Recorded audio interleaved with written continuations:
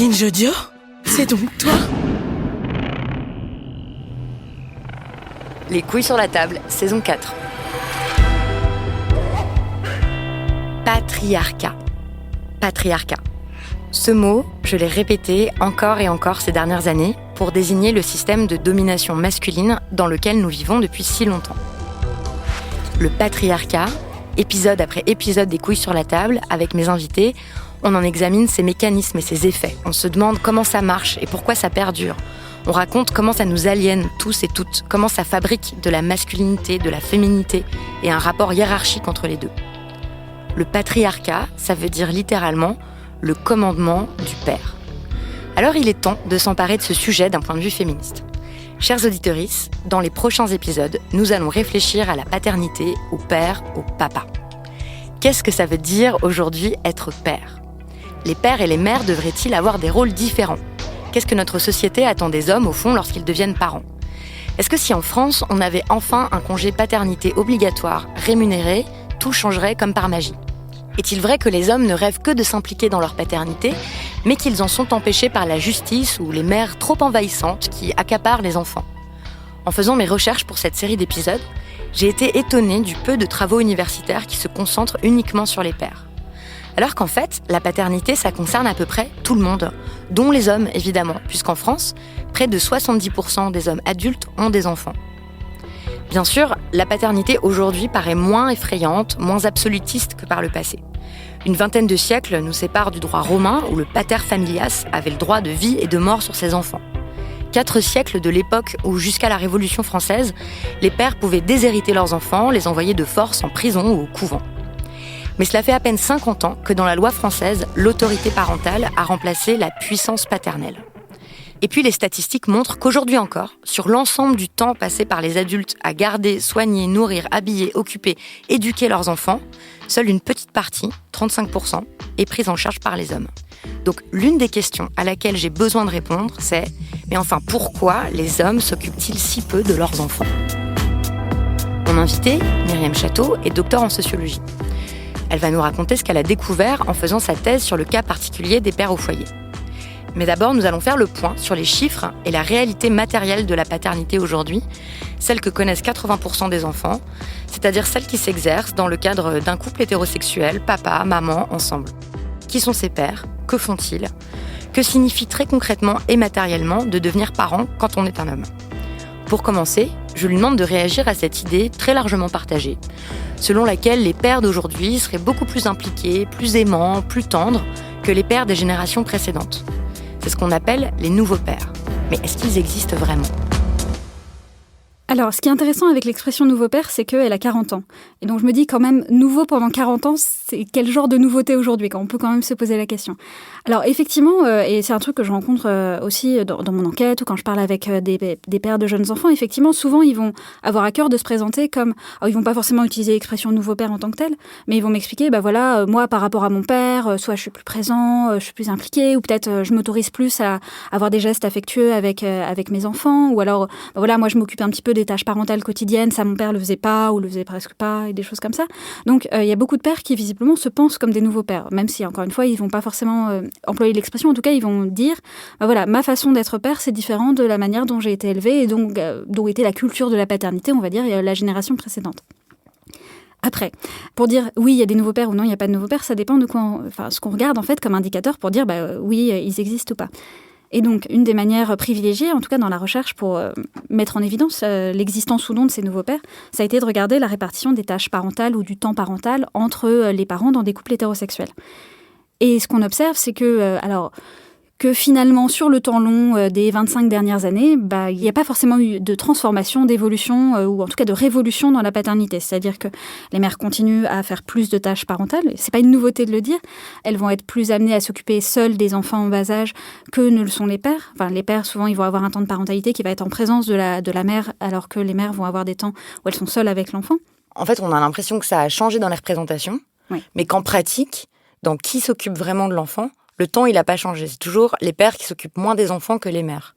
Ou en tout cas, il y a augmentation du temps que les pères passent avec les enfants, mais cette augmentation est bien moindre que l'augmentation du temps des mères avec les enfants, en fait. C'est-à-dire qu'il y a eu un peu un déplacement, c'est-à-dire les pères passent plus de temps, oui, mais toujours beaucoup moins que les mères, parce que les mères ont aussi ont commencé à passer de plus en plus de temps avec les enfants.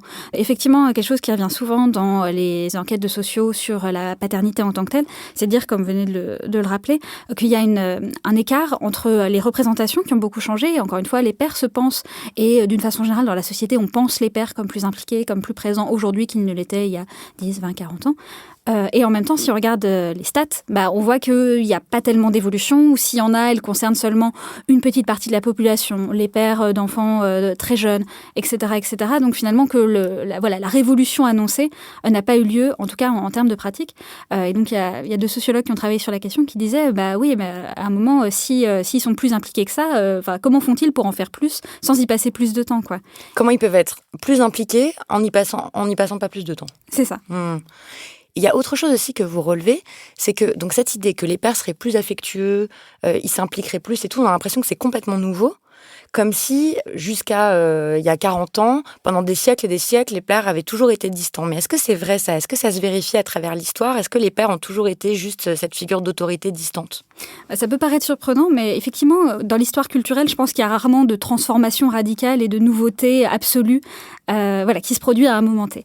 Et en l'occurrence, donc pour les pères qui sont affectueux, qui sont présents, etc., c'est vrai que, comme vous venez de le dire, on a souvent cette image vraiment d'une dichotomie entre un avant où les pères étaient froids, distants, inintéressés, ou en tout cas seulement la figure d'autorité aussi, voilà, la loi du père, le pater familias, et aujourd'hui où il serait évidemment complètement différent. Bon, en pratique, déjà, cette dichotomie, elle marche pas si bien sur les pères contemporains, mais elle marche pas non plus sur les pères des générations précédentes. Donc il n'y a pas forcément beaucoup d'enquêtes longitudinales sur la paternité à travers les siècles, mais on a l'exemple, par exemple, des pères de la Renaissance qui eux-mêmes se pensaient comme des nouveaux pères, en fait, dans le sens où... Au XVIe siècle, il y avait déjà des nouveaux pères. C'est ça. Et ils se pensaient je sais pas s'ils utilisaient l'expression nouveau père, mais en tout cas, ils se pensaient effectivement comme des pères différents des générations précédentes, parce qu'ils étaient plus pédagogues, en tout cas, ils essayaient d'être plus pédagogues, d'avoir plus ce rôle de tuteur au quotidien de l'enfant et pas seulement, encore une fois, la figure un peu lointaine. Il y a des travaux historiques qui ont aussi montré qu'en fait, au Moyen-Âge, il y avait aussi des pères affectueux, tendres. On voit des enluminures, on voit des pères qui nourrissent les enfants, qui les prennent dans leurs bras, et qu'en fait, ça dépendait des milieux sociaux et des époques, mais il y a eu aussi plein d'époques où les enfants passaient beaucoup plus de temps avec leurs parents qu'aujourd'hui, et où les pères étaient effectivement beaucoup plus présents, en fait, dans tous les soins à l'enfant et dans toutes les tâches de parentage, comment on appelle ça, Alors souvent, pour les nourrissons, on parle de maternage, ce qui me pose un peu problème, donc je préfère parentage, pour désigner, encore une fois, ces tâches de soins qui s'adressent aux jeunes enfants, en tout cas qui bénéficient aux très jeunes enfants. Et donc, en fait, il faut aussi penser la paternité le rôle des pères en relation avec les transformations économiques et sociales dans les sociétés. C'est pas la même chose de s'occuper d'un enfant quand on est paysan et qu'on lui apprend que l'enfant est tout le temps avec soi, que quand on est ouvrier et qu'on travaille 14 heures à l'usine, quoi. Donc ça a joué aussi sur la façon dont les pères font leur métier de père, non? Oui, c'est évident. Il me semble justement, quand on parle de parentalité ou de paternité, on ne prend pas suffisamment en compte les conditions, disons, quotidiennes d'exercice de la parentalité. Et effectivement, le modèle de le travail professionnel, c'est quelque chose qui s'exerce à l'extérieur du domicile pendant une plage horaire de temps assez longue dans la journée, etc. C'est pas forcément le modèle dominant qui a traversé les siècles. Il y a plein de métiers qui, historiquement, s'exerçaient soit au domicile, soit à proximité du domicile. Et donc, les enfants passaient finalement, étaient plus susceptibles d'être dans les pattes de leurs parents pendant la journée de leur père. Et de leur père aussi. Dès que les enfants grandissent un peu, il y a tous les enjeux plutôt de transmission d'un patrimoine et d'un métier. Et donc, forcément, si vous voulez former votre enfant, votre fils, au métier que vous exercez, vous êtes amené à passer pas mal de temps avec lui dans la journée et à vous en occuper dans la journée. Oui, donc en fait, le modèle qu'on connaît là, où le père travaille à l'extérieur et la mère est à l'intérieur, c'est un modèle aussi assez récent. Oui, qui tient beaucoup à l'industrialisation. Donc 19e siècle. En gros.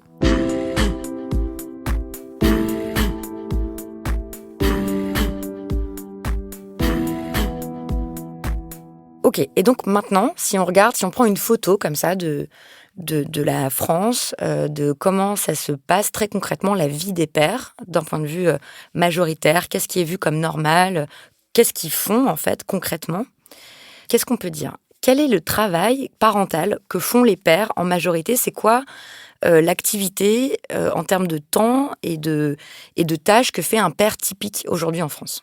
Alors, tout à fait. Tout à l'heure, on a parlé de la proportion de tâches, le fait que les femmes en font proportionnellement plus en termes de tâches parentales. Mais si on regarde les types de tâches dans lesquelles les pères sont les plus impliqués d'une manière générale, on voit qu'ils ont tendance à s'impliquer plus dans les tâches qui sont considérées en général comme les plus gratifiantes, les plus valorisantes ou les plus proches des loisirs. Ça va être, par exemple, pour le coup, passer du temps de loisir avec ses enfants, par exemple. Donc jouer avec les enfants. Jouer avec les enfants, tout à fait. Ok. Les sortir, leur faire des câlins, tout ça. Et voilà, et au détriment, en tout cas dans une proportion beaucoup plus grande que d'autres tâches, comme par exemple les changer, que les tâches de soins plus quotidiennes et plus basiques, le bain, comme vous l'avez dit, éventuellement les changer, donner à manger. Les habiller. Les habiller. Les amener chez le pédiatre. Ah oui, c'est vrai, merci. La santé, effectivement, ça reste une prérogative assez féminine.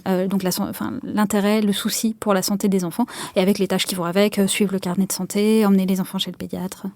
Est-ce que les horaires, c'est les mêmes pour les pères et les mères ? Est-ce que les pères, par exemple, s'occupent au même moment des enfants que les mères ?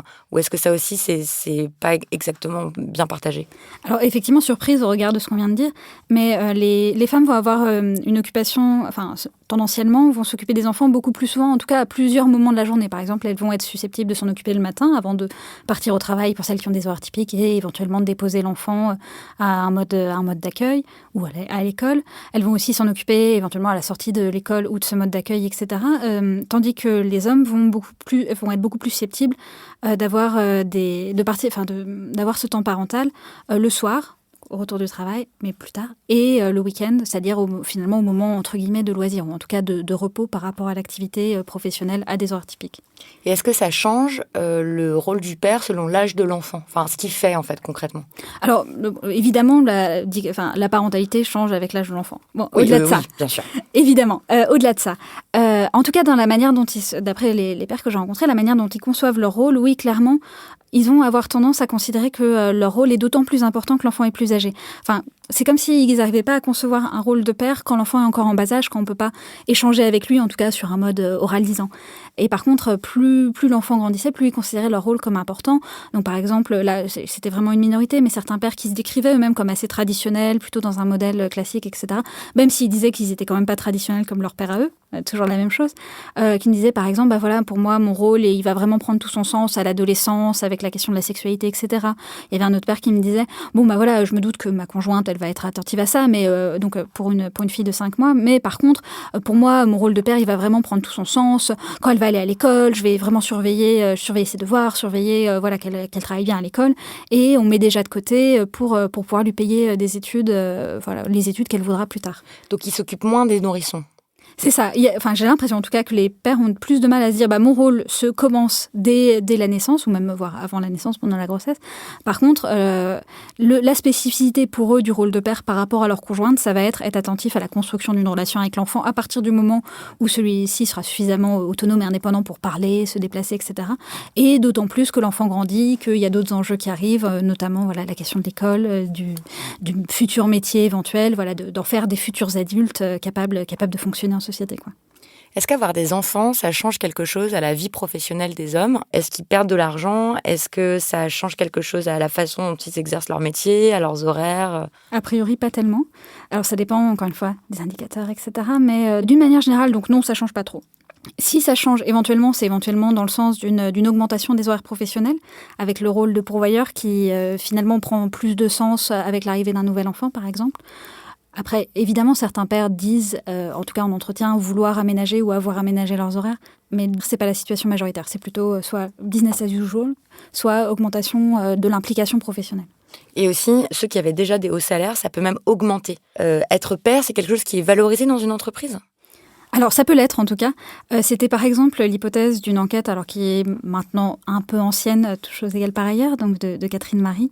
Elle avait intitulé l'article « C'est père qui gagne » et elle expliquait, c'est marrant, quand on regarde les trajectoires professionnelles d'ingénieurs hommes et d'ingénieurs femmes, sans surprise, pour les ingénieurs femmes, plus elles ont d'enfants, moins professionnellement, c'est terrible.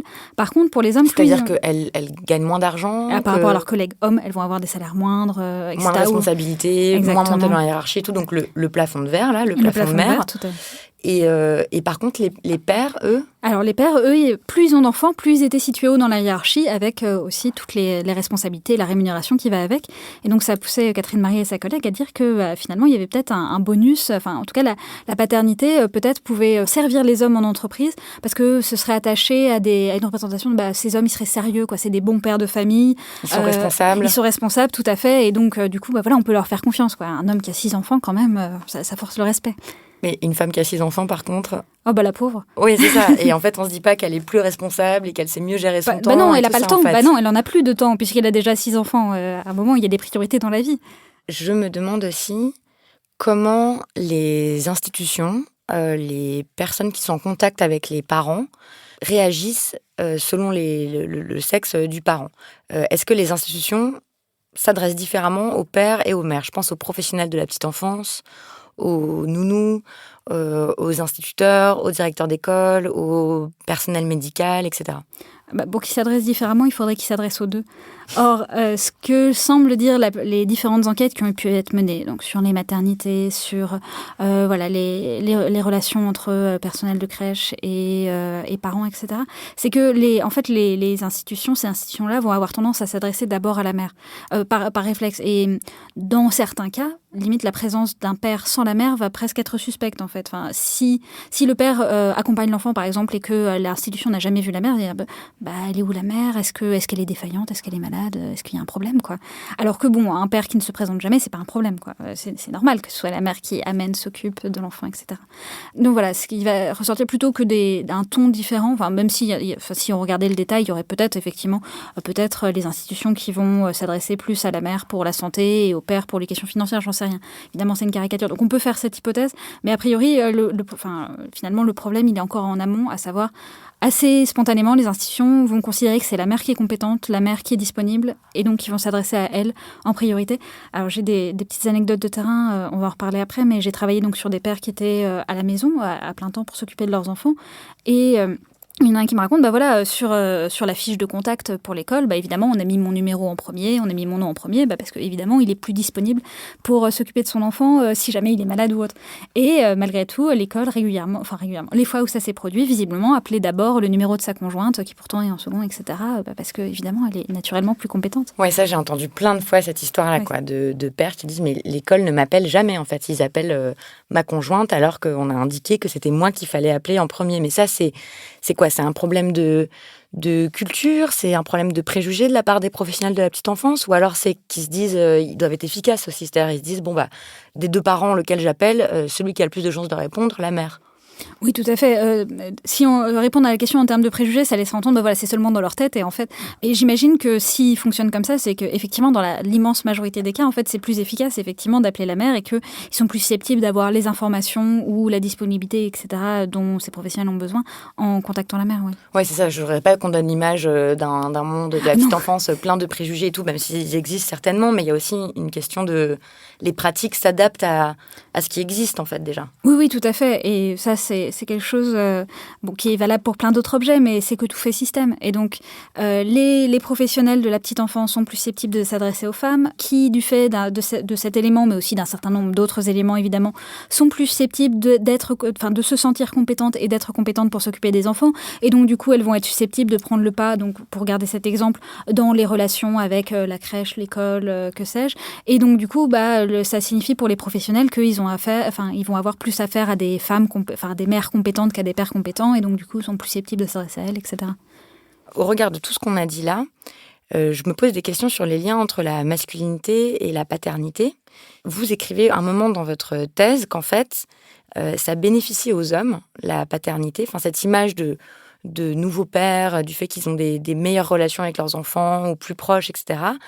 C'est-à-dire qu'ils bénéficient de la paternité en n'ayant aucun des inconvénients qui serait de s'impliquer vraiment plus et de travailler vraiment plus. Est-ce que vous pouvez développer cette idée-là ? Oui, tout à fait. C'est une forme d'interprétation qui s'inscrit dans les études de genre, dont vous avez déjà parlé plein de fois dans votre émission.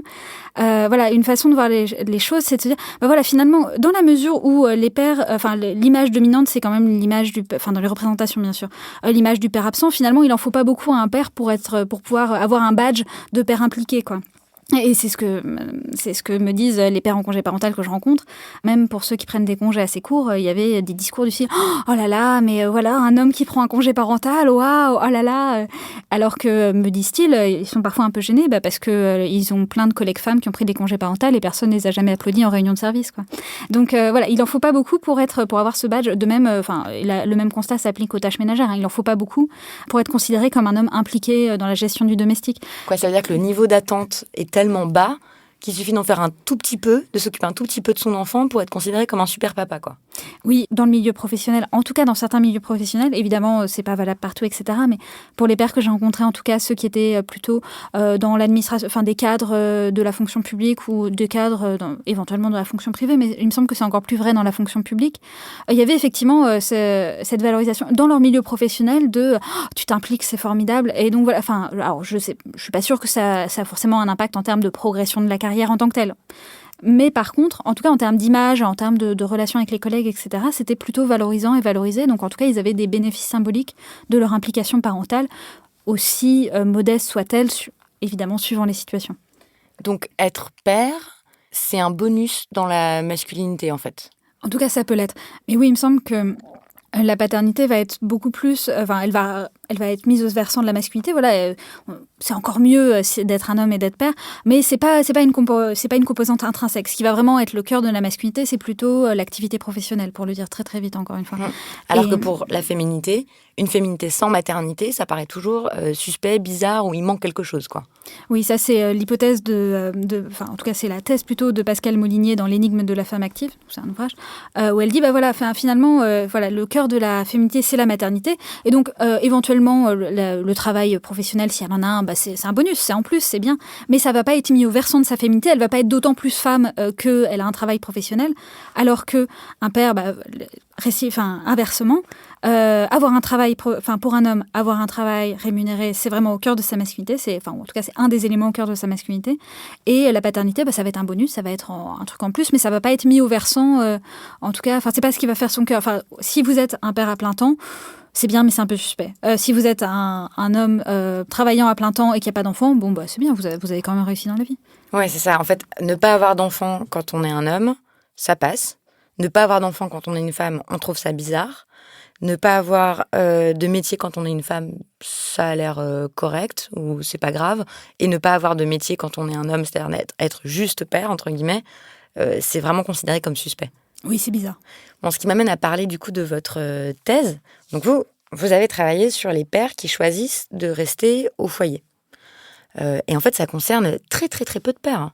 C'est quoi, 2%, 3%? Depuis récemment, il y a une catégorie dans le recensement, homme ou femme au foyer, mais c'est difficile de savoir ce que les gens mettent derrière. Et ça dépend de ce qu'on veut étudier. Moi, ce que j'ai voulu étudier, c'était des hommes qui, non seulement n'avaient pas d'activité rémunérée salariée pendant une certaine période de temps et qui s'occupaient de leurs enfants, mais ça, c'est pas mesurable d'un point de vue stats, parce qu'il y a trop de critères, quoi. Après, si on regarde les pères en congé parental, qui est une autre catégorie que j'ai étudiée également, et là, on peut avoir des chiffres, parce que c'est une catégorie administrative, on peut l'identifier.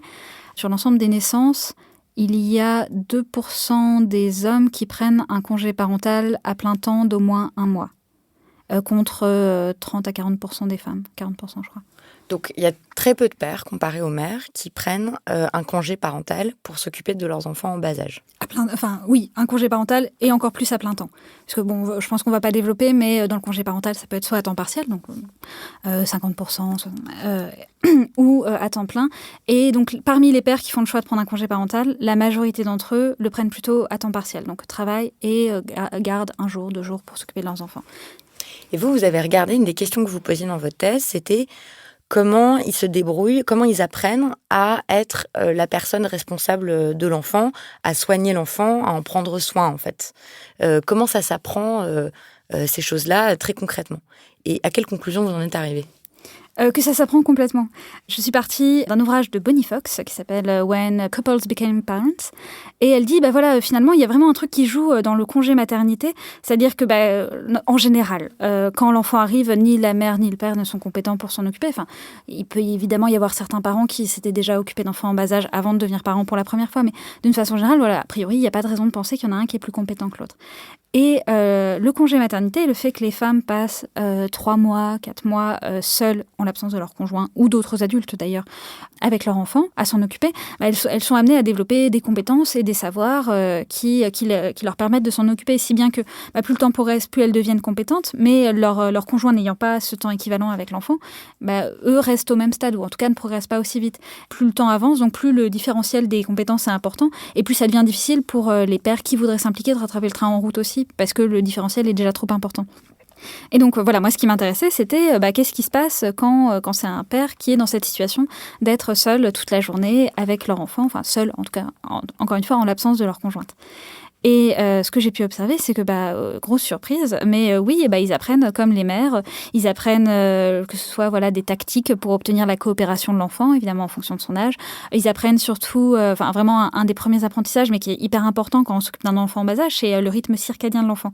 C'est-à-dire quand est-ce qu'il est fatigué, quand est-ce qu'il a faim, quand est-ce qu'il va dormir, quand est-ce qu'il est super actif. Et parce que quand vous êtes un parent à la maison, évidemment, ça structure toute votre journée, en fait, les moments où l'enfant dort ou les moments où il est réveillé. Et donc, ça va aussi déterminer comment vous pouvez organiser votre journée. Donc voilà, ils vont développer ces savoirs temporels spécifiques à l'enfant. Voilà, quand est-ce que je dois faire quoi avec lui. Et puis aussi des savoirs plus pratiques. Alors, d'une façon générale, tous me disaient connaître les gestes techniques. En tout cas, ils savaient tous changer une couche, ils savaient tous préparer un biberon. En général, ils me disaient, le bain, ils avaient appris à le faire à la maternité, dans l'immense majorité des cas. Donc, ils avaient, disons, une certaine connaissance théorique, mais ils n'avaient pas la pratique de on le fait tous les jours, on le fait plusieurs fois par jour, etc. Et ils ont appris. Et ils ont aussi appris d'autres compétences qui sont généralement considérées plutôt du ressort féminin, comme à être multitâche. Oui, quand on a un enfant en bas âge, qu'il est réveillé, qu'on doit préparer le repas, à un moment, il faut faire des choix, il faut apprendre à le surveiller d'un œil en préparant quelque chose, etc. Ou à le porter, ou à faire les trucs en même temps, et ça s'apprend en fait. C'est ça, ou à s'organiser pour éventuellement rassembler un certain nombre d'activités plus prenantes au moment de la sieste, pendant que l'enfant dort, etc. Donc oui, ils vont développer tout plein de savoirs, donc qui sont liés directement à l'enfant, encore une fois.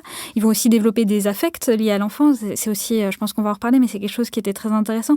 C'est le fait qu'ils me disent, dans l'immense majorité des cas, que vraiment le fait de passer ce temps seul avec leurs enfants toute la journée, etc., ils se sentent beaucoup plus proches d'eux, ils ont l'impression d'avoir développé des liens avec eux qu'ils estiment qu'ils n'auraient pas pu développer s'ils avaient gardé leur activité professionnelle, quoi. Vous dites aussi qu'ils apprennent à être patients ? Oui, tout à fait. Oui, effectivement, parmi les savoirs qu'ils vont avoir, c'est aussi des savoirs plus émotionnels. C'est-à-dire que quand on a un enfant en bas âge avec soi, qui, en plus, souvent on est très fatigué parce qu'on dort avec l'enfant et l'enfant ne dort pas sur des rythmes d'adulte. Donc on est fatigué. En plus, on fait ça toute la journée, donc ça peut être assez épuisant. Et en plus, rajouter à ça le fait que l'enfant ne voit pas forcément... On n'a pas forcément envie de coopérer spontanément, et j'ai entendu dire. Donc du coup, il ne va pas au même rythme éventuellement. Alors oui, s'il est suffisamment âgé, il va lasser ses chaussures, mais ça va lui prendre 10 minutes pour lasser une chaussure. Et donc pendant ce temps-là, vous, l'adulte, vous êtes là et vous attendez qu'il finisse de lasser ses chaussures. Et il ne faut pas s'énerver, il ne faut pas le faire à sa place, il ne faut pas le secouer. Et voilà, il y a certains moments de tension où voilà, vous pouvez en avoir marre. Et donc... Ce que ces pères me disent avoir appris, c'est effectivement, justement, la patience, c'est-à-dire réfréner un peu ces affects de je suis énervé, j'ai envie de crier sur mon enfant, etc. Et se mettre au rythme de l'enfant pour exercer le rôle de parent comme eux, ils concevaient leur rôle de parent pendant cette période-là. Il y a cette idée qu'il y a un instinct maternel, mais pourquoi il n'y aurait pas d'instinct paternel ? Et en fin de compte, est-ce que l'instinct maternel, c'est pas juste le fait d'avoir été en situation de s'occuper de l'enfant beaucoup plus souvent et beaucoup plus longtemps? Oui, complètement, au regard de mon enquête, encore une fois, sur des pères qui s'occupent d'enfants en bas âge. Voilà, il y a aussi, et même des pères, encore une fois, des pères en congé parental me le disent, il y a la question de l'instinct maternel, et puis il y a la question aussi du lien naturel mère-enfant physiologique par la grossesse et ou l'allaitement, etc. L'impression que j'ai au regard, encore une fois, de ce que me disent les pères en congé parental, c'est que finalement cet instinct, c'est plus un instinct parental, effectivement, de quand on s'occupe d'un enfant à plein temps, qu'on en est responsable, et c'est hyper important pour moi cette idée de responsabilité. Ça joue vraiment beaucoup, me semble-t-il. Oui, vous allez développer des connaissances, des réflexes qui ne sont pas forcément conscientisées et qui vont peut-être être qualifiées d'instinct. Mais... Oui, donc c'est des capacités d'attention, c'est le fait d'y penser, c'est le fait de sentir telle ou telle chose. Et en fait, tout ça, on l'appelle l'instinct maternel, mais peut-être que ça n'a rien à voir avec l'instinct. C'est juste l'habitude ou l'attention ou la préoccupation ou la responsabilité. Oui, complètement. Elisabeth Badinter avait déjà essayé de faire le sort à l'expression instinct maternel, et au regard de cette enquête, de mon enquête à moi, bah oui, complètement. C'est pas quelque chose qui tomberait sur les femmes comme une connaissance innée qui s'exprimerait naturellement. C'est complètement une question d'habitude et d'attention, les deux étant liés. Il y a une idée reçue qu'on entend souvent aussi, je sais pas bien quoi en faire. Il y a un espèce de débat qui revient tout le temps où en fait on dit oui mais les pères aimeraient bien s'impliquer plus mais les mères ne leur laissent pas l'accès. Enfin, il y a un peu cette idée que les mères empêcheraient les pères d'être pères. Comment on se débrouille avec ça comme sociologue féministe avec cette idée ? En plus, j'ai l'impression que c'est un peu vrai. Enfin, en fait, j'ai vu aussi des couples autour de moi où comme la mère s'érige en personne compétente et qui sait pour l'enfant, par exemple, qui va dire « Ah, tu l'emmènes au parc, mais pourquoi tu lui mets pas un pull ? Est-ce que tu as pensé à prendre de l'eau ? Est-ce que tu as fait telle ou telle chose ?» et tout ça. Ou alors non, il a besoin de ça, il veut ça, cet enfant et tout. Donc j'ai l'impression que ça existe un peu, mais en même temps, j'ai l'impression que c'est pas aussi simple que ça, quoi. C'est pas aussi simple que les mères s'accaparent l'enfant, non ? Oui, complètement. Alors c'est un peu à marronnier quand on parle de la paternité. Il me semble, dans les discours politiques ou médiatiques, l'idée que les pères ne demanderaient qu'à en faire plus, ne demanderaient qu'à avoir un congé paternité, par exemple, ou ne demanderaient qu'à s'occuper plus des enfants le soir. Mais pas de bol, ils en sont empêchés par les structures, les cultures professionnelles, par les structures étatiques / les cultures d'entreprise, etc., etc. Ou on serait empêchés, là dans l'exemple que vous donniez, par les mères. Alors, oui et non, mais ça dépend aussi quelle place on donne aux affects finalement, aux ressentis. Alors, à l'échelle individuelle, effectivement, comme comme j'en parlais un petit peu tout à l'heure avec Bonnie Fox, oui, effectivement, assez rapidement, du fait qu'il y a un congé maternité de 3-4 mois après la naissance, et qui n'est pas l'équivalent pour les pères, les mères deviennent de facto, en tout cas dans l'immense majorité des cas, plus compétentes en matière de l'enfant. Encore une fois, aussi parce que s'occuper d'un enfant en bas âge, bon, évidemment, comme on l'a dit, il y a des gestes techniques à connaître, voilà, donner un bain, il y a des choses auxquelles on doit faire attention, changer une couche, la première fois, oui, ça s'invente pas. Et en même temps, finalement, ce qui est vraiment le cœur du parentage, ça va être plutôt des savoirs temporels, à mon sens. Encore une fois, à savoir à quel moment il faut faire telle chose, à quelle périodicité il faut faire telle chose, etc. Et ça, c'est des choses qui sont assez difficiles à partager, ou en tout cas, surtout si un des parents est beaucoup plus disponible pour s'en occuper. Et donc, ça risque de reproduire le problème très bien connu de la charge mentale, où les femmes vont avoir en tête cette charge mentale vis-à-vis de l'enfant, elles vont avoir en tête les rythmes de l'enfant, et puis à quoi il faut penser pour sortir, et puis je sais pas quoi d'autre. En tout cas, tout le côté orchestration, tout le côté organisation autour de la vie de l'enfant. Ça peut être difficile de le transférer parce que, encore une fois, parce que peut-être que le père, il va pas avoir le réflexe de se renseigner là-dessus ou d'être volontaire aussi sur le côté orchestration. Donc, il va peut-être, certes, être impliqué dans la vie de l'enfant, mais seulement en tant qu'exécutant, genre soit faire les tâches quotidiennes qui reviennent régulièrement, mais il va se dire, bon, ça fait 3 heures qu'on l'a pas changé, peut-être qu'il serait temps d'y jeter un coup d'œil. Ou peut-être qu'il va agir seulement sous l'action de sa conjointe qui va lui dire, ah, tiens, peut-être qu'il serait temps de commencer à penser à préparer le biberon, s'il te plaît, chérie. Du coup, parenthèse, mais je voudrais parler d'un ouvrage que j'ai trouvé très intéressant concernant la parentalité qui s'appelle Parenting Culture Studies, qui est un ouvrage collectif. Les études sur les cultures parentales. Oui. Sur qu'est-ce que ça veut dire être un parent, et ça a changé. Ça change tout le temps, en fait. C'est une culture. C'est une culture, tout à fait. Et c'est une multiplicité de cultures qui évolue avec le temps. Et donc, l'un des propos des autrices de cet ouvrage, c'est de dire, voilà, ce que nous, on considère, le parentage, la parentalité plutôt, puisqu'elle s'intéresse aussi au côté éducation. Voilà, l'activité parentalité, parenting en anglais, finalement, c'est quelque chose d'assez récent et c'est quelque chose qui n'a pas existé de tout temps. L'idée que, pour être un bon parent, il faut écouter des experts. Voilà, être parent, ça ne s'invente pas ou ça ne se transmet pas seulement de mère en fille, par exemple, ou dans la sphère familiale, amicale, etc. Donc voilà, il y a des experts qu'il faut écouter parce que eux ils savent, que ce soit des pédiatres, mais peut-être aussi des experts, des pédopsychiatres, oui, voilà, des psychologues, des éducateurs, par exemple, etc. Okay. Plus récemment la parentalité bienveillante, etc. Et donc que vous ne pouvez pas être un parent inconscient inconscient des savoirs de ces experts, parce que sinon vous risquez de provoquer des traumas absolument terribles à vos enfants si vous n'êtes pas suffisamment attentif, c'est-à-dire vous n'êtes pas suffisamment disponible. Si vous n'êtes pas aussi dans une attitude, une performance de bienveillance vis-à-vis de votre enfant, c'est-à-dire encore une fois réfréner les affects négatifs, être disponible, attentif et à l'écoute de l'enfant, etc. Si vous faites pas tout ça en permanence, vous risquez d'infliger des traumas à votre enfant et donc il s'en remettra évidemment jamais. Et bon, moi je suis pas pédopsychiatre, donc je ne sais pas, enfin, je vais pas me prononcer sur la supériorité de cette culture par rapport à d'autres manières de s'occuper des enfants et des enfants en bas âge.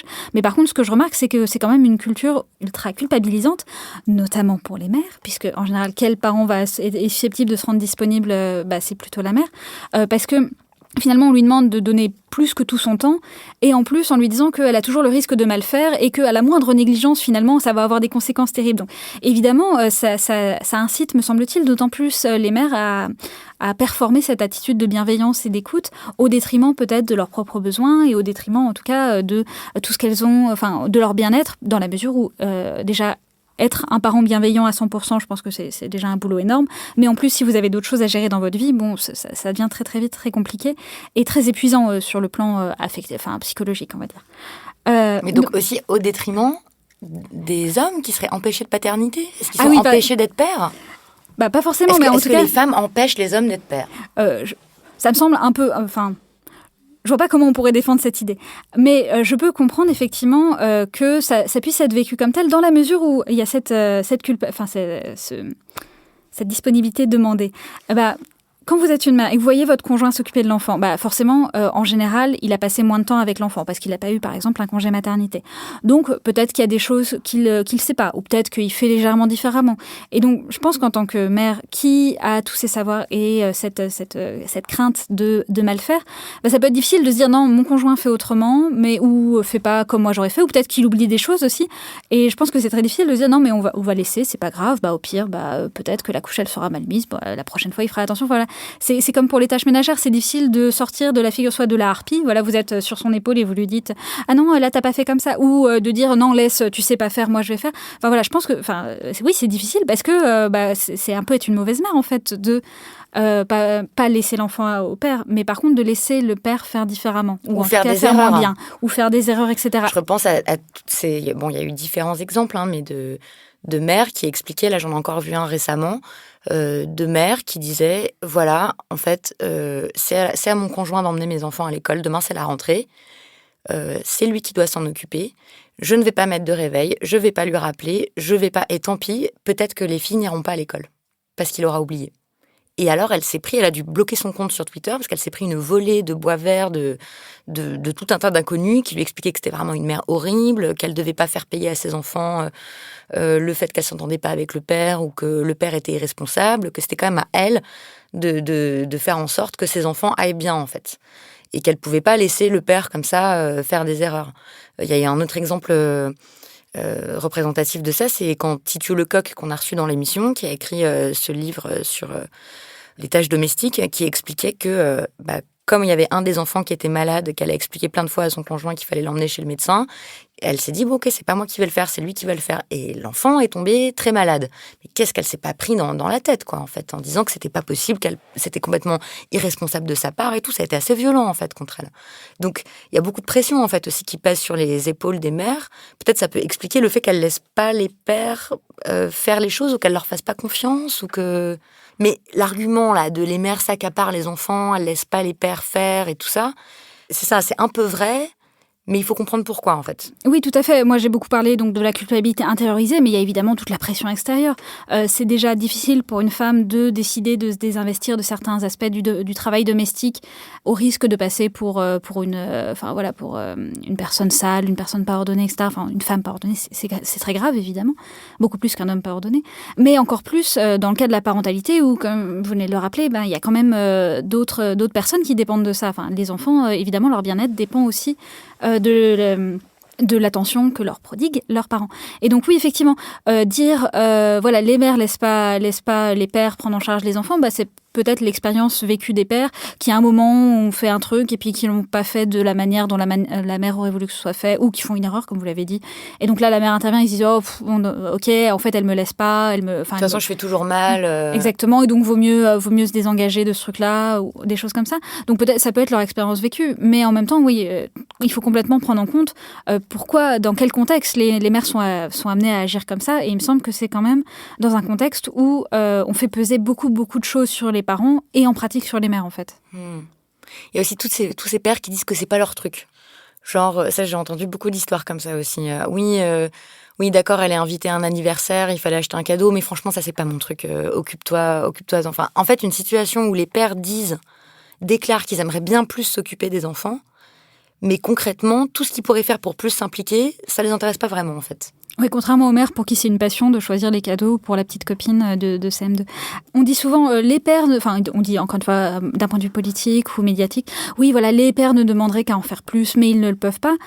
Peut-être, et peut-être que c'est le vécu d'un certain nombre d'entre eux, mais peut-être pas aussi, ou en tout cas peut-être qu'ils se rendent pas forcément compte de ce que ça représente en termes de choix quotidiens et que font plein de femmes qui passent à temps partiel, qui peut-être vont se diriger vers des carrières ou vers des postes moins prestigieux avec moins de responsabilités, etc. Enfin, je veux dire, il est possible que dans ce discours, j'aimerais bien en faire plus, mais finalement, c'est une manière de concilier le fait que, oui, ils aimeraient bien être plus proches de leurs enfants. Enfin, je pense qu'il y a beaucoup de parents qui aimeraient bien être plus proches, passer plus de temps avec leurs enfants, mais qui sont pas prêts à en payer le prix. Et donc, finalement, c'est une manière de s'en sortir, de dire, mais finalement, les trucs que je pourrais faire, c'est pas mon truc. Ou de ne pas voir concrètement ce qu'ils pourraient faire. Oui, bien sûr. Et moins on est impliqué, moins on est susceptible de voir ce que ça peut apporter. Et je mentionnais un petit peu tout à l'heure les pères en congé parental qui m'expliquent que que ce congé, ou les pères au foyer qui sont occupés de leurs enfants, qui m'expliquent que cette période, ça leur a permis de renforcer leur lien avec l'enfant. Enfin, visiblement, d'après les pères qui sont passés par là, en tout cas une partie des pères tire énormément de bénéfices sur le plan individuel, personnel, affectif, du fait de s'occuper davantage des enfants. Voilà. Parce que il me semble, et en tout cas c'est eux qui le disent, et je pense qu'ils ont raison, il y a vraiment des choses dans la relation parentale qui ne peuvent se créer que dans le quotidien en fait. Quand vous êtes responsable de l'enfant et que c'est vous qui devez vous en occuper, et vous en occuper pendant une période, une plage horaire étendue, et vous devez vous en occuper sans qu'il y ait quelqu'un d'autre qui puisse prendre le relais. Parce que c'est aussi l'un des enjeux. Souvent, on l'a dit tout à l'heure, quand les pères passent du temps avec les enfants, souvent ils sont en compagnie de leur conjointe, de la mère des enfants. Et donc du coup, ils sont pas dans cette position d'autonomie et de responsabilité, et donc du coup ils sont toujours susceptibles d'avoir quelqu'un qui peut faire à leur place ou qui intervient avant qu'ils n'interviennent, etc. Ce qui n'est pas le cas des pères en congé parental ou au foyer. Et ils me disent que finalement, le fait d'avoir passé tout ce temps et aussi de pourvoir aux besoins de l'enfant, ça paraît hyper bête dit comme ça, mais en fait, être dans une situation de pourvoyeur de soins, ça crée aussi des liens qu'on ne crée pas complètement par ailleurs. Enfin, il y a quelque chose, me semble-t-il, et il semble aux pères que j'ai rencontrés, dans le lien de care finalement. Donc de soins. De soins, tout à fait. Enfants. De soins aux enfants, qui crée de l'affect et qui est énormément bénéfique. En tout cas pour les pères, et on peut l'imaginer pour les enfants aussi. Bon, en fait, c'est vraiment une thèse qui est une preuve qu'il faut absolument un congé paternité ou un congé pour le second parent qui soit obligatoire et étendu, quoi. Ça dépend des objectifs qu'on a. Si on a comme objectif l'égalité homme-femme, et il me semble que c'est un objectif qui est souvent mis en avant politiquement, oui, complètement. Oui, un congé paternité qui soit long, ou en tout cas plus long qu'il ne l'est actuellement, bien rémunéré, absolument, et qui soit, si possible, distinct de celui de la mère. Parce que si le congé paternité aujourd'hui, donc les 11 jours plus 3, les pères que je rencontre, qui s'est pris ou non un congé parental après, m'expliquent souvent, en général, quand je leur demande le congé paternité, comment ça s'est passé, ils me disent, c'était important pour aider la mère. Et donc, du fait que c'est un congé très court, qui est pris généralement dans les suites de couches, les pères se disent, ma conjointe est fatiguée de l'accouchement, et donc il faut l'aider. Et c'est sans doute vrai, je le dis pas, évidemment, elle a besoin, mais en tout cas, sur cette période-là, ils se disent pas, c'est le moment où je vais devenir père, où je vais être un parent autonome, je vais être un parent qui va s'occuper de son enfant. C'est plutôt genre, la mère est fatiguée, il faut l'aider, il faut la seconder, et donc dans leur discours, dès le début, finalement, ils se posent comme un peu comme un parent secondaire, un parent aidant. Et donc, d'où l'importance, si on veut, des pères qui soient capables d'être indépendants avec leurs enfants, autonomes, et qui développent aussi tous les liens affectifs qu'ils peuvent avoir, que beaucoup, visiblement, ont envie de développer avec leurs enfants. Oui, un congé paternité long, bien rémunéré, indépendant du congé mater, paraît indispensable. Et obligatoire. Et obligatoire, oui, parce que pour éviter les risques de censure / d'autocensure. Si c'est obligatoire, il n'y a même pas de discussion possible. Exactement. Vous avez eu un enfant, vous avez un congé. Oui, et puis ça permet aussi de bien poser le fait que s'occuper d'un enfant en bas âge, en tout cas dans la manière dont on s'occupe les enfants en bas âge aujourd'hui, à savoir aussi pour les très jeunes enfants, ça repose exclusivement sur 2 personnes, en fait, le père et la mère. Par opposition, on pourrait imaginer d'autres modèles où finalement il y aurait plus de communautés, par exemple. Dans ce cadre-là, donc, où le travail parental sur les jeunes enfants est perçu comme quelque chose de très important, énorme et qui demande énormément de disponibilité, qui pèse sur 2 personnes, oui, c'est une responsabilité importante et c'est une responsabilité qui, vu la manière dont c'est conçu, vu cette culture, peut pas reposer sur une seule personne. Enfin, sinon, c'est la dépression postpartum, c'est le burn-out maternel. Donc oui, l'intérêt d'un congé parental obligatoire. Ok, très bien. Pour terminer, j'ai 2 questions. La première, c'est qu'est-ce que ça a changé dans votre vie à vous de réfléchir à la paternité pendant 10 ans ? Comment ça a changé votre regard ? Comment ça a changé vos conceptions ? Comment ça a changé la façon dont vous imaginez des utopies possibles ou des mondes possibles de transformation de la paternité comme féministe ? Alors je dirais qu'il y a eu un peu 3 temps. Puisque mon regard, sur 10 ans, c'est assez long, et donc du coup j'ai un peu évolué. Au début, donc quand je me suis lancée dans mon master donc d'études de genre, j'ai commencé à avoir un regard très critique sur les hommes en général, donc la paternité, et donc mon mémoire de master c'est beaucoup ça, genre oui bon ils disent qu'ils sont au foyer, mais quand même si on regarde ils en font moins que les mères, et donc j'avais vraiment cet étalon maternel genre de dire les pères au foyer c'est entre guillemets moins bien parce qu'ils en font pas autant que les mères au foyer. Et puis en progressant donc avec ma thèse et notamment par l'influence d'une ethnologue qui s'appelle Danielle Boyer, qui est chercheuse à la CAF, Caisse nationale des associations familiales, et qui a travaillé sur les pères en congé parental aussi. Elle a commencé à me dire oui, mais quand même, vous avez une vision très critique, et elle avait tout à fait raison. Et donc donc dans ce second temps, j'ai une vision un peu plus empathique, une approche plus compréhensive en fait. C'est-à-dire que oui, peut-être que par exemple les pères en font moins, mais de leur point de vue, finalement, c'est suffisant en fait.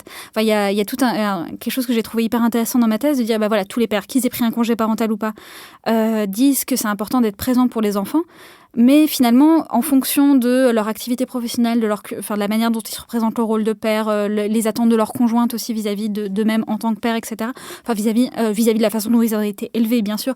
Bref, vis-à-vis d'un ensemble de facteurs qui déterminent ce qu'ils considèrent comme ce que doit être un bon père selon eux dans leur situation. Finalement, être présent, ça pouvait aller pour les pères les plus traditionnels à je fais un repas en tête-à-tête avec mon enfant le jour de son anniversaire. C'était des pères de famille nombreuses qui avaient entre 4 et 6 enfants. Et donc pour eux, le moment d'être présent, c'était pour l'anniversaire de chaque enfant, ils ont un resto en tête-à-tête avec lui. C'était ça la présence. À des pères qui, par exemple, je pense à un père qui, suite à une dépression, a décidé de changer de carrière professionnelle aussi pour pouvoir être plus présent pour les enfants. Et du coup, il a 2 enfants et depuis qu'il a changé d'emploi, il va récupérer son aîné à la sortie de l'école. Et donc, du coup, il a, je sais plus, un quart d'heure entre l'école et la maison où son gamin, il saute dans les flaques, il marche sur les murets et tout. Et vraiment, pour lui, pour cette enquête-là, Robert, être présent, c'était passer ces 15 minutes tous les jours, enfin, en tout cas tous les jours de semaine, avec son fils et avoir un peu ce moment de privilégié de complicité, quoi. Donc, deuxième moment, essayer de me dire, pour moi, dans ma tête, en tant que féministe, oui, évidemment, les pères, ils devraient faire comme les mères. Mais en fait, être plus, c'est pas indulgence, mais en tout cas me dire, de leur point de vue, en fait, être père, ça peut signifier différentes choses, et l'important, c'est que tout le monde, les 2 membres du couple soient d'accord. Et un peu le 3e mouvement qui correspond à ce dont on vient de parler, à savoir que les pères en congé parental apprennent des choses, c'est aussi voir que la manière dont sont les pères à un moment T, ça dépend aussi des opportunités, soit qu'ils ont prises, soit qu'on leur a laissées, etc. Toujours l'influence des structures et des comportements individuels. Donc on leur a laissé de la culture d'entreprise dans laquelle ils sont, oui. De la société, des politiques publiques qui sont mises en œuvre ou pas, c'est-à-dire dans quelles conditions est-ce qu'on peut exercer sa parentalité, en fait ? Exactement, oui. Et aussi les actions individuelles, à savoir, est-ce que eux par exemple, j'ai plein de pères en congé parental, j'ai un certain nombre de pères qui sont reconvertis pour exercer une activité en indépendant, justement parce qu'ils avaient l'impression de ne pas pouvoir être suffisamment présents pour leurs enfants dans leur carrière salariée précédente. Et donc, du coup, qui ont fait ce choix de changer de type d'activité pour avoir plus de temps, pour pouvoir continuer à être présents auprès de leurs enfants. Bref, donc... au croisement de tout ça, le fait que finalement, les pères peuvent apprendre si on les met en situation d'eux. Et donc voir aussi l'exercice de la paternité à un moment T comme le résultat de la trajectoire paternelle de ce père, dans lequel interviennent plein de choses, de la manière dont lui-même a été élevé à la culture d'entreprise, on va dire. Et peut-être... se dire que l'un des trucs sur lesquels il faudrait agir, comme d'habitude, c'est d'agir évidemment sur les structures pour permettre à ces pères d'apprendre à être pères de manière autonome par le congé paternité, mais peut-être aussi par d'autres dispositifs. Ok. Et la question que je vais vous poser pour terminer, c'est l'œuvre d'art que vous souhaitez recommander aux auditorices, si possible en lien avec la paternité. Est-ce que je peux en faire 2 ? Vous pouvez en faire 2. Alors, ma première recommandation, elle est un peu étonnamment spécifique, mais c'est parce que, sachant que vous alliez me poser cette question, j'ai commencé à y réfléchir et j'avais des critères, à savoir que je voulais pas une représentation de la paternité dans la fiction d'un homme qui soit un père absent, voilà, enfin, genre les plaintes d'un adolescent ou d'une adolescente de papa est pas là, ou ni un père réinventé, c'est-à-dire un père qui, dans le cadre soit d'une séparation conjugale, soit d'une disparition de la mère, soit en situation de redevenir père, et en général avec un enfant adolescent ou en tout cas en âge de parler. Donc voilà, moi je voulais vraiment, par rapport à ce dont on a parlé, à savoir ce qu'on apprend quand on s'occupe des nourrissons, je voulais un homme qui s'occupe d'un nourrisson en l'absence de sa conjointe. Et en réfléchissant, bizarrement, j'en ai pas trouvé tellement, quoi. En tout cas, où juste il y a cette gratuité de, voilà, c'est un homme, il se trouve qu'il a un enfant en bas âge et il va s'en occuper, en fait.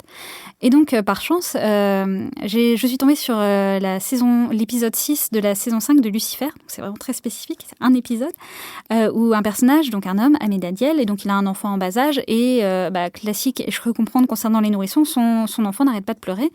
C'est un premier enfant pour la mère de l'enfant aussi, donc elle a pas forcément plus de billes sur comment on fait pour qu'un enfant qui pleure toute la journée arrête de pleurer. Et donc, elle doit retourner au travail. Lui, il n'a pas de travail parce que c'est un ange, donc visiblement, oui. Et il va demander conseil à un autre homme, en fait, qui est déjà père d'un enfant plus âgé et qui va être là pour lui donner les billes. Et donc, je trouvais ça hyper intéressant, ces 2 éléments. Un homme qui s'occupe d'un enfant en bas âge, mais pas parce que la mère a disparu ou je sais pas quoi, mais parce que il est père, enfin, c'est le deuxième parent et donc il est autant responsable de cet enfant au quotidien que l'est la mère.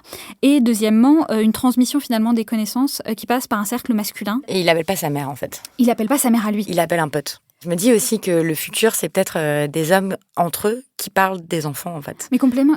Un des obstacles, c'est vrai qu'on n'a pas forcément développé là-dessus, et c'est ce que me disent certains pères que j'ai rencontrés, c'est qu'il n'y a pas de culture de la paternité qui circule entre hommes, en fait. La parentalité, c'est tellement associé aux mères et à la féminité, etc., que vous allez avoir plein de réseaux de connaissances, que ce soit informels ou plus formels, où il va y avoir la transmission de femme à femme, ou éventuellement d'experts homme ou femme à femme, mais vous allez avoir très très très peu de réseaux d'échange d'homme à homme, ou en tout cas qui vont s'adresser spécifiquement aux hommes sur la parentalité. Or, la parentalité, ça s'apprend aussi de manière formelle ou informelle. Et donc, c'est pour ça que je trouvais ça hyper important qu'il appelle pas sa mère, mais qu'il appelle son pote, quoi. La deuxième recommandation ? Oui, beaucoup plus rapidement. C'est pas tout à fait une fiction, c'est le témoignage de Tristan Champion, qui est un homme qui a suivi sa conjointe norvégienne en Norvège et donc du coup qui a pris 5 mois de congé paternité, alors que lui, il avait pas du tout envie de prendre ce congé, il voyait pas trop l'intérêt. Et a priori, son expérience est assez proche de celle que j'ai tenté de synthétiser à partir des pères que j'ai rencontrés qui étaient au foyer ou en congé parental.